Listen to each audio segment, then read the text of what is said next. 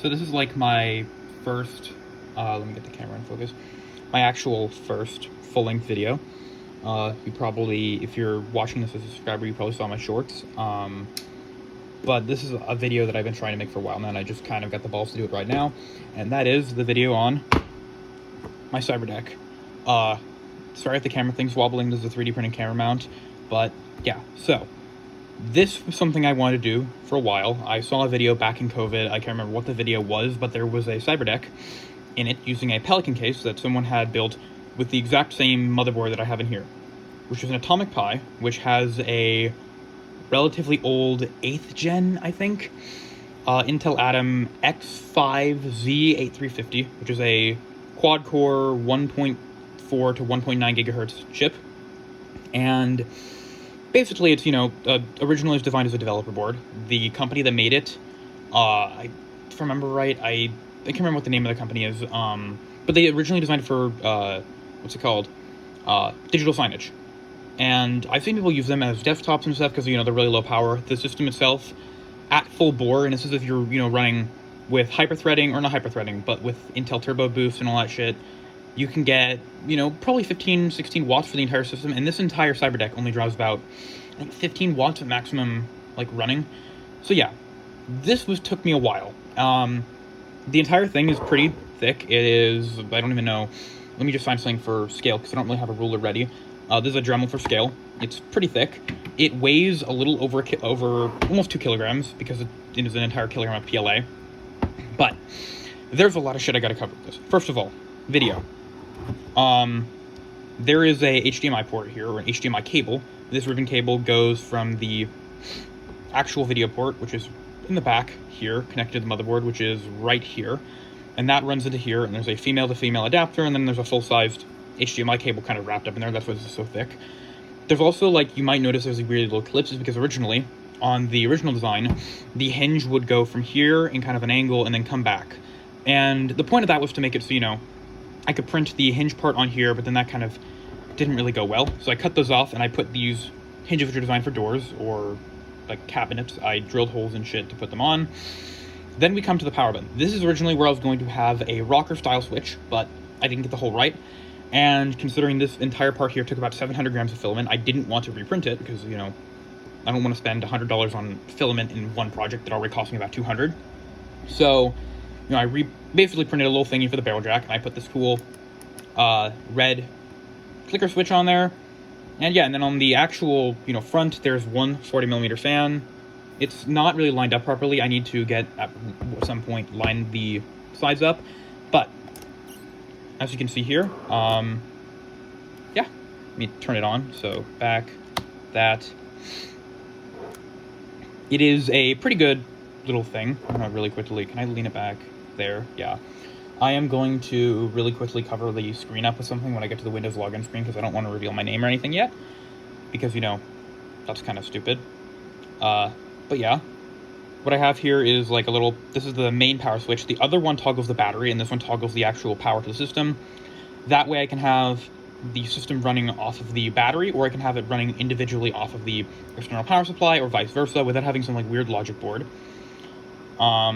Look, I'm gonna grab something to cover up the screen. Hello? Yeah, it's running Windows 10. This system has 2 gigabytes of DDR3 1333, I think? Which is, not very fast memory. And yeah, I'll talk more about it in a second once I log in, so I can actually show more shit. But this is already kind of going longer, so what password do I have again?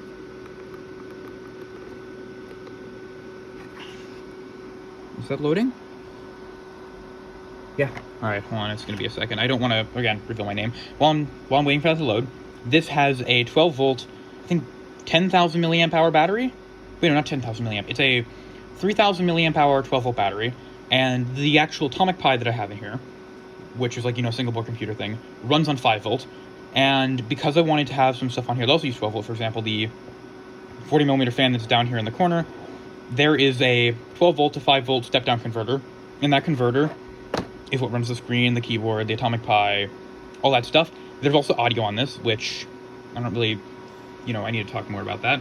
I'm going to really quickly just kind of adjust my camera more, sorry. But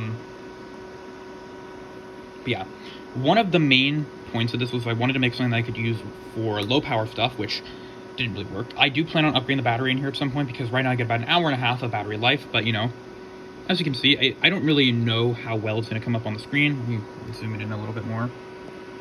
But,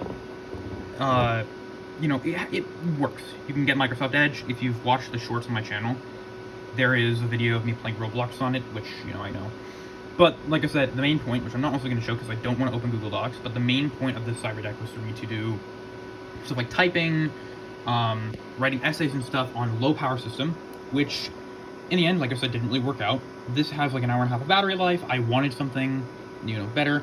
For comparison, my ThinkPad from 2017, which has like, you know, a dual core, but it's still a much faster CPU because it's like an Intel i5 and stuff. That system consumes about the exact same amount of power at full bore, but, you know, run Windows better. It has 14 gigabytes more of RAM, Intel UHD graphics, but yeah. Let me pull up Task Manager. So I'm navigating this through the camera on my phone, so it's kind of difficult to see everything. But yeah, while I'm waiting for that to load, the way that I'm running the boot is, I've seen some people with Atomic Pi's running Windows is that they run it on the 16 gigabytes, not 6 gigabyte, of eMMC integrated storage that's on the motherboard, which works. I've actually done that, but the problem is that it is so slow, it is literally slower than running off of a hard drive. I tested it. The system right now is running off of a USB 3.0 to hard drive adapter. Or not hard drive. There's a M.2 SATA SSD in there, 120 gigabytes, that is my boot drive and primary drive. There's also the standard 16 gigabytes of eMMC storage. This is kind of, you know, real time. This is really slow. There's the 16 gigabytes of eMMC, and there's a 32 gigabyte SD card in there, in case I want anything. Wi-Fi wise, this is dog shit. The Wi-Fi controller on here, mind you, the house I live in, we have really high speed Wi-Fi. We have like 250 megabit. I don't know. I don't really know any like really good shit. But this is the maximum, because I understand using a mini PCIe chip basically that's been soldered onto the board. Maximum I've seen it hit is 250 kilobits per second, and that is downloading something that, you know, is literally from my network, trying to download a file from my computer over here to here, which the computer is running on a actually good Wi-Fi card. And you know, I can literally see on there it was transmitting at like, I think 230 megabit per second, and this is receiving at a much lower speed. Holy shit, this has taken a long time. Sorry. Yeah, as you can see, the CPU is pinned at 100% on the desktop, which makes sense. Something I've kind of noticed is when there is a Molex connector on the board that is designed for running it with a standard PC power supply. What I've noticed is that when you run it with that, you get the 1.9 gigahertz boost, but when you're running on 5 volt, you get a 1.64 gigahertz maximum boost. I'm not sure if that is like the system running on a lower voltage, because sometimes I will get a battery warning saying the system is not getting enough power. But yeah, as you can see, the CPU is 100% utilized on the desktop if I play a game, which I'm probably going to do in another video because it's already pretty long. And I don't think I'm going to edit this, so yeah. You know, there's 2 gigabytes of DDR3, which is running at, I don't know. As you can see, this is what I mean by the disk being run is a SSD. Can I use little buttons on here? Hold on. Yeah. There is a Kingston 120 gigabyte SA400M812 something. The internet, okay, I was wrong. It's sending, yeah, it's in the kilobit per second for send, but then receiving it's like, you know, in the megabit. And then for GPU, there's an Intel R HD graphics, which, according to Intel's official spec sheet, is a, I think, HD 400, which is what you would have in like an older Intel N series chip. But yeah, I want to talk more about this, but I'm honestly worried that I'm going to make this video too long and people aren't going to be retained. So if you're still watching this, subscribe. I do not intend to ever make the files for this available, because this is a pain in the ass. I have cut so many parts off of it. The inside of it, there's a god-awful amount of hot glue holding stuff together. The heatsink is from some weird old AMD Turion laptop, which, as far as I know, that laptop, buying the heatsink alone is almost $85. I got lucky and found it on the side of the road. But, you know, I'm not going to make something that has that. And the other thing that's really annoying is that, you know, this material here, which you probably have noticed looks like shit, that was a desk pad I had that my cat had, you know, tore it up. And I decided to just cut it up and use it as a wrist mount, because originally it had the god-awful texture of material that's on the bottom, and I don't like that. So yeah, all I can say now, if you watched this far, please subscribe.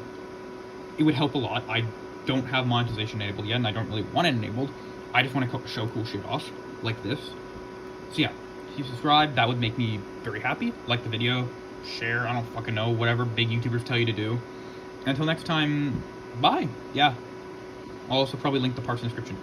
Stupid fucking camera. I'll link the stuff in the description. I also have an AmeriDroid referral code, so if you want to buy one of these, like an Atomic Pi, use my code, and yeah, that gives me a little bit of a commission. Shit. Bye.